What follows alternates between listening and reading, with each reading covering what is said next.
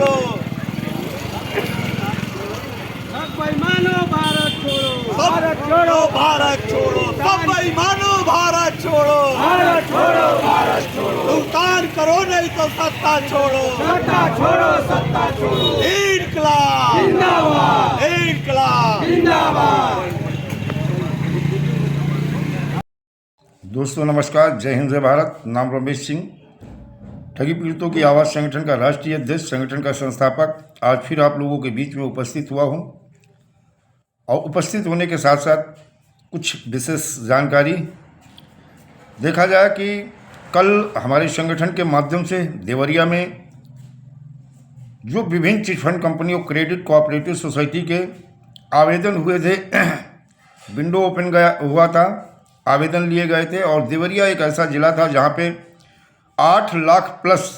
आवेदन जो है विंडो ओपन होने पे लिए गए थे। कल वहाँ रिमाइंडर दिया गया। रिमाइंडर देने के बाद में जिलाधिकारी महोदय से हमारे संगठन के राष्ट्रीय सलाहकार हैदर अली जी मुलाकात किए और बड़ी पॉजिटिव और सकारात्मक बात रही। उसके बाद में दूसरा ज्ञापन उसी समय थोड़ी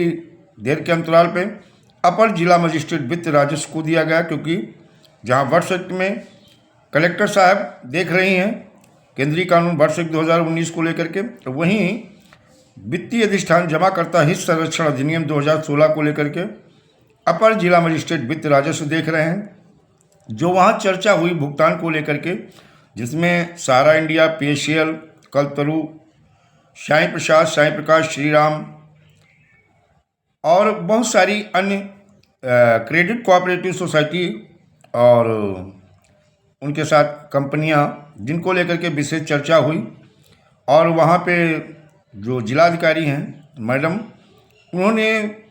बेहतर ढंग से बात की और चर्चा की और उन्होंने कहा ठीक है, इस चीज़ को हम देखते हैं, क्योंकि पहली बार शायद हमारे संगठन के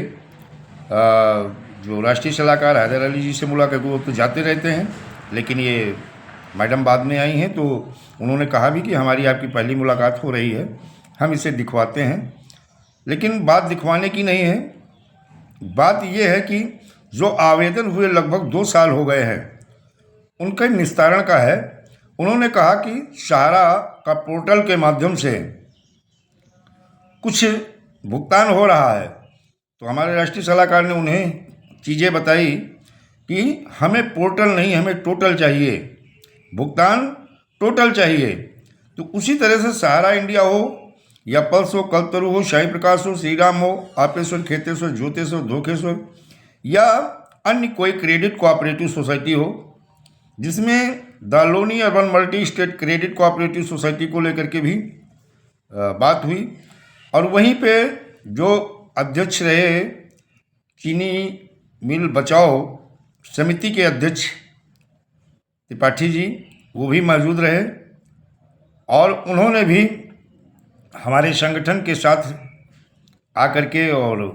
अपनी उपस्थिति तो दर्ज ही कराई और बड़ा साथ दिया और हौसला भी दिए।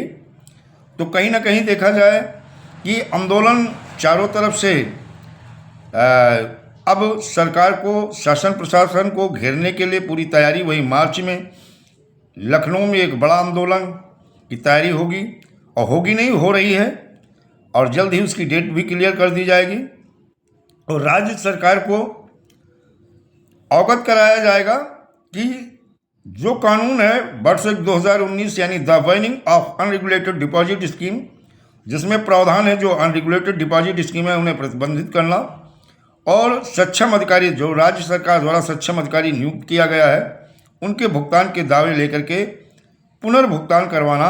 ये जो कानून में प्रावधान है उसके तहत अतिशीघ्र इन सक्षम अधिकारियों को दिशा निर्देश दे कि चाहे कोई क्रेडिट कोऑपरेटिव सोसाइटी हो और चाहे वो चिट फंड कंपनी हो, इनके अतिशीघ्र जो आवेदन हुए हैं उनका भी निस्तारण किया जाए, और जो अभी स्कैम हुआ है उस स्कैम का भी निस्तारण किया जाए। जल्दी से जल्दी इनके भुगतान के दावे लिए जाएं और अतिशीघ्र इन पीड़ित जमाकर्ताओं का भुगतान विधि सम्मत तरीके से सुनिश्चित सरकार कराए। ये सरकार की जिम्मेदारी और उनकी ड्यूटी है, जिसको लेकर के आज हमारे संगठन ने कल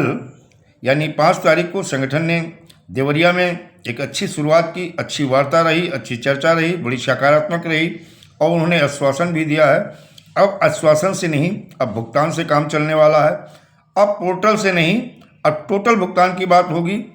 और मार्च में राज्य सरकार को घेरने का पूरा विधि सम्मत तरीके सत्याग्रह के माध्यम से शांतिपूर्वक ढंग से ये कार्य किया जाएगा और कानून के दायरे में रहकर, संविधान के दायरे में रह के काम किया जाएगा और अपनी बात सरकार तक, निवेशकों की पीड़ा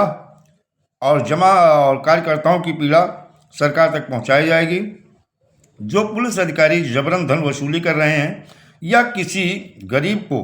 अपना टारगेट करके उनके पूरे परिवार के ऊपर एक तरफ से मुकदमा पंजीकृत कर रहे हैं, उनका उत्पीड़न कर रहे हैं, उनका शोषण कर रहे हैं, इस बात को भी माननीय मुख्यमंत्री महोदय के समक्ष रखी जाएगी और निवेशकों को जहां भुगतान दिलाया जाएगा वहीं पीड़ित और जिनके साथ उनका उत्पीड़न और शोषण हो रहा उन्हें न्याय भी दिलाया जाएगा, ये तय है। और अगला प्रोग्राम हमारा जो होना है, कल हम महानिदेशक वित्त फाइनेंस के वहाँ गए, जहाँ साहू जी से मुलाकात हुई और पोर्टल पे बताया काम चल रहा। हमने कहा इतना लंबा समय पोर्टल पे नहीं चलना चाहिए, अति शीघ्र विंडो पोर्टल लाया जाए और जो आवेदन है वो विधि सम्मत तरीके से लिए जाए। वहीं कल हम सेंट्रल रजिस्ट्रार आयुक्त से मिले थे, उनसे भी चर्चा हुई थी दालोनी urban multi state credit cooperative society को लेकर के, जो वाइंड अप हुई है और लिक्विडेटर नियुक्त हुआ है, कैसे भुगतान के दावे लिए जाएंगे, उस पर विशेष चर्चा हुई और उन्होंने एक बड़ा आश्वासन भी दिया था कि किसी को बहुत ज़्यादा परेशान होने की ज़रूरत नहीं है, पीड़ित जमाकर्ताओं का भुगतान सुनिश्चित कराया जाएगा और विधि सम्मत तरीके से कराया जाएगा। लेकिन किसी कार्यकर्ता को सोने की ज़रूरत यहाँ नहीं है, यहाँ अब ज़्यादा सक्रिय होने की ज़रूरत है और सक्रिय होकर अपनी पीड़ा और अपने दर्द को सरकार और शासन प्रशासन तक लगातार पहुँचाते रहना भी हमारी ड्यूटी और जिम्मेदारी है। वही शासन प्रशासन की ड्यूटी और जिम्मेदारी है कि पीड़ित जमाकर्ताओं की पीड़ा को सुनने के बाद में उसका अति शीघ्र विधि सम्मत तरीके से निस्तारण करें। और नेक्स्ट जानकारी जो होगी, हमारी नज़र बनी हुई है कि जो अभी लिक्विडेटर नियुक्त हुआ है, वैसे हमें लिक्विडेटर से कोई फ़ायदा बहुत ज़्यादा नहीं है, हम उनके ऊपर प्रेशर बनाएंगे कि तेज़ी से काम करें। हमें पोर्टल ने टोटल चाहिए, हमें लिक्विडेटर ने भुगतान चाहिए और इसको लेकर के हम केंद्रीय कानून वर्ष एक्ट के तहत मांग करेंगे। अब बनता है कि नहीं बनता है वर्ष एक्ट में, लेकिन हम कुल मिला के चाहेंगे कि वर्ष एक्ट के तहत ही अति शीघ्र भुगतान करवाया जाए, जिससे पीड़ितों को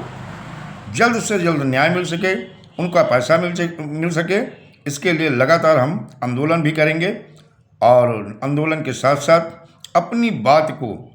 हर स्तर पर उठाने का प्रयास करेंगे और न्यायालय से भी जल्द ही शायद पीड़ित जमाकर्ताओं के लिए कोई बड़ी और राहत की खबर मिलेगी। दोस्तों, जय हिंद, जय भारत, वंदे मातरम।